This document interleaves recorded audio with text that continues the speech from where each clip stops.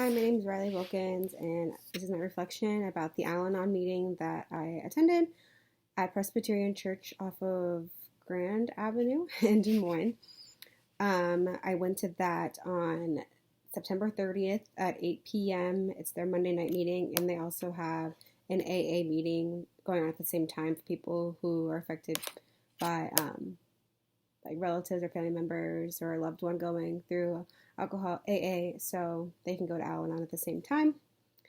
Overall, the experience was eye opening because not only does like the steps of Al Anon and AA relate to people who are going through alcohol withdrawal, abuse, or just having a history of alcohol abuse in the family, but also the lessons you learn in that experience are also very applicable to life circumstances. And I felt myself relating to individuals on many levels just by being there.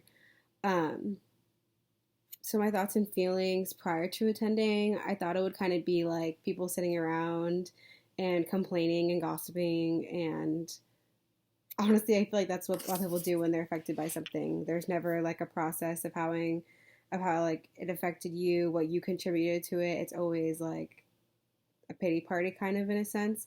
And even people there said that's what they felt like it was going to be like. And a lot of their experiences before they found this group, it was like that. They would just walk in, people would just be gossiping the entire time. They wouldn't be talking about what they're feeling or like actually processing what occurred. And I found that kind of eye opening. And it took them a long time to find a group where it actually helped them progress emotionally, individually, and not just trying to talk it out and blame everybody else but themselves. But afterwards, it was super eye opening. Like I felt myself like almost crying a few times just because like I could relate so well to what they were talking about. Because there's such an emotional aspect in it that I think people forget the emotional side to life, and that definitely hit me really hard. Um, so like definitely challenged like my thoughts on what it was going to be like, and I thought overall it was really great. Um, like relating to this like the theoretical material, um, one of the questions that an attendee asked us, and this pertains to the material, especially the test we just took, she asked us if we understand that this is a disease. I like wrote down some notes on that phone.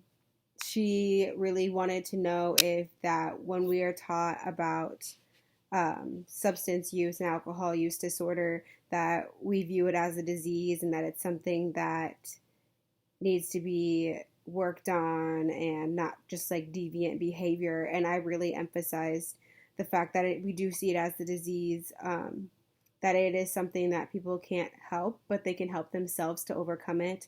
That sometimes it is just something that consumes the individual and is a coping mechanism they find safe. And so I did express that, especially since I've worked in so many different in scenarios and instances in different emotional, physical, cultural backgrounds with my mental health background as well as my youth background.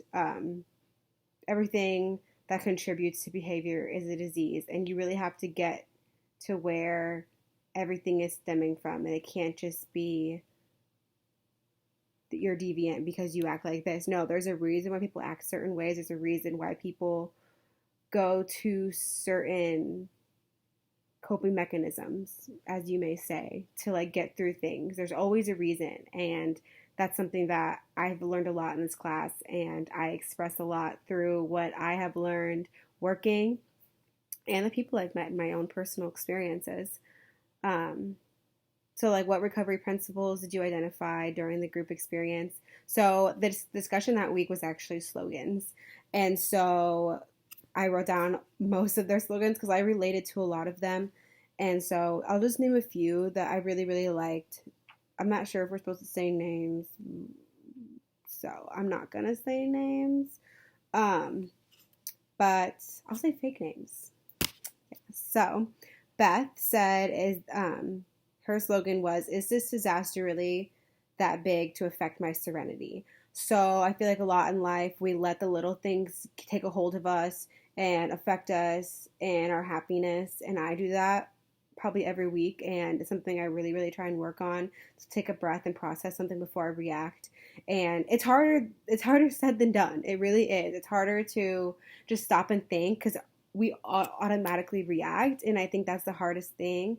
But I really, really like that message. Another one is, we can't fix all of our problems in one day. Take one day at a time. It takes one day at a time to grow. That's why we live for so long. It's because growth is constant. It's always going up. We always go down sometimes, and we always come back up, and that's just what growth is. Another woman said, "Let go, let God. Can't always say sorry and try to fix everything." A lot of the things that we say sorry for, we didn't even conflict onto others. It's just circumstances, and it sucks that we always feel the need to say sorry instead of just acknowledging how people feel. It's easier to take the blame than it is to understand and explain others and take the time to hear them out. And that's something I even need to work on. Another one is, we have this emotional trigger that makes us stay and want to fix everything. That sometimes it's not you. Sometimes the circumstances are out of your control, and you can't always fix everybody. And that's not everybody's problem. You need to fix yourself before you can fix other people. And even then, it's not your job to fix others. And so I really, really related to that. Another one I really liked is, what is my role in this? People always are quick to blame others for what happened to them or what is occurring in their life, but what is your role? Why do you think life has brought you this challenge and this circumstance to overcome? And that's really something to think about. All in all, these people at Al Anon were just so driven on the idea that this group has really allowed them the time to heal, and not just like heal from alcohol use disorder and the people that have affected their lives due to it, but become better people. I think sometimes we blame each other around us, but we're not the best person we could be at that time. And taking the time, especially through this program, to find yourself and find who you want to be as a person. And that's something they all really, really expressed was prevalent in their growth and them becoming the person they are today through this program. All in all, it's something really to be aware of. It's something, emotions are hard to discuss, and I feel like people think we don't have enough time, but as nurses in our practice, we need to support each other and others around us, and just take the time to listen, take the time to understand. A woman at the meeting was like super mad at a nurse because her friend is bipolar, and she went there to like visit her friend, and the nurse kept like trying to push her into like a social situation that she was not comfortable with. And the woman just was very distraught and like sad because her friend was trying to tell her that she's not comfortable doing that. And the nurse just kept just trying to push her. And that's something that really, really hurt her feelings and like made her very emotionally distraught. And it's just something to be known. Listen to your patients. They know what's best for them. They know what they need. They know what situations are a trigger for them, and so listening to them and understanding that will avoid so many other issues, and I just can't express enough to listen. Listening is the key to everything. As much as it sometimes can seem like a lot of time, that time is worth it in the end. So, and all in all, it was a great experience, and I really, really enjoyed it. Thank you.